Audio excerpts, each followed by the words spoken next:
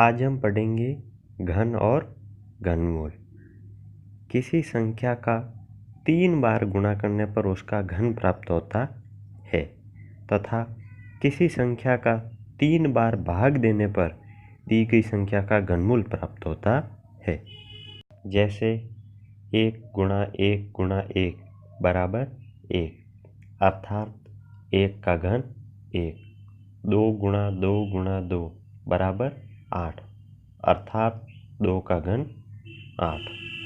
इसी तरह 3 का घन 27, 4 का घन 64, 5 का घन 125, 6 का घन 216, 7 का घन 343, 8 का घन 512, 9 का घन 729 और 10 का घन 1000। इसका विपरीत 1 का घनमूल 1, 8 का घनमूल 2, 27 का घनमूल 3, 64 का घनमूल 4, 125 का घनमूल 5, 216 का घनमूल 6, 343 का घनमूल 7, 512 का घनमूल 8, 729 का घनमूल 9 और 1000 का घनमूल 10।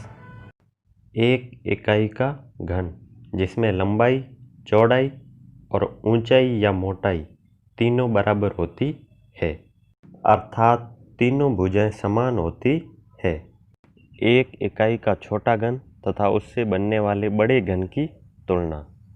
पहले घन में लंबाई, चौड़ाई और ऊंचाई अर्थात भुजा तीनों एक इकाई के है अर्थात इसे बनाने में छोटे घनों की संख्या भी कितनी 1। दूसरे घन में भुजा 2 इकाई की है अर्थात इसे बनाने में कुल 8 छोटे छोटे घनों की आवश्यकता होगी। तीसरे घन में एक भुजा 3 इकाई से बनी है अर्थात इसे बनाने में कुल छोटे छोटे 27 घनों की आवश्यकता होगी।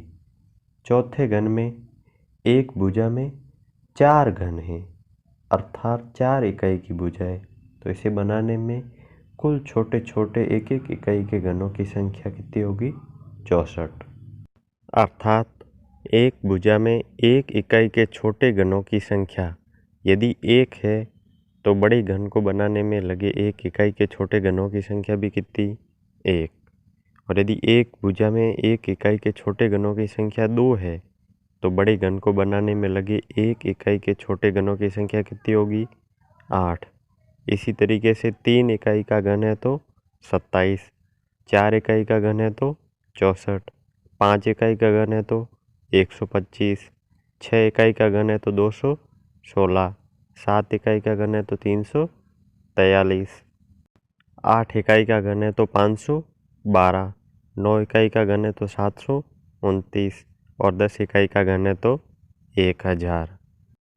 संख्या का इकाई अंक, उसके घन का इकाई अंक तथा उसके घनमूल का इकाई अंक। यदि किसी संख्या का इकाई अंक 0 है तो उसके घन का इकाई अंक तथा घनमूल का इकाई अंक 0 होगा। यदि किसी संख्या का इकाई अंक 1 है तो उसके घन का इकाई अंक और घनमूल का इकाई अंक 1 होगा। यदि किसी संख्या का इकाई अंक 2 है तो उसके घन का इकाई अंक और घनमूल का इकाई अंक 8 होगा। यदि किसी संख्या का इकाई अंक 3 है तो उसके घन का इकाई अंक 7 व घनमूल का इकाई अंक 7 होगा। इसे ऐसे समझ सकते हैं 3 का घन करने पर कितना होता है 27। अब 27 का इकाई अंक कितना है 7 अर्थात कोई भी संख्या जिसका इकाई अंक 3 है उसका घन करने पर इकाई अंक कितना होगा 7 और घनमूल करने पर इकाई अंक कितना आ रहा है 7 अर्थात वापस 7 का घन करने पर कितना 343 हो रहा है अर्थात इकाई अंक की जगह कितना 3। इसी तरीके से जब मूल संख्या का इकाई अंक 4 होता है तो घन व घनमूल का इकाई अंक 4, 5 होता है तो 5 व 5, 6 होता है तो 6 व 6।